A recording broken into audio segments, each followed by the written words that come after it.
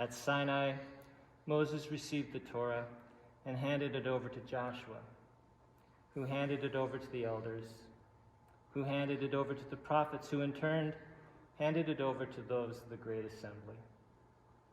Since the time of Moses, it has been our duty and obligation as the Jewish people to pass our traditions down from generation to generation.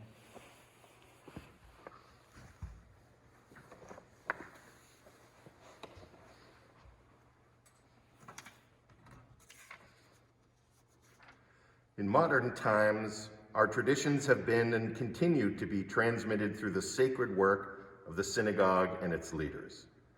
In the words of my ancestors who have heeded the call, Hineni shalachani, I am here, send me. I am ready for this honor and responsibility.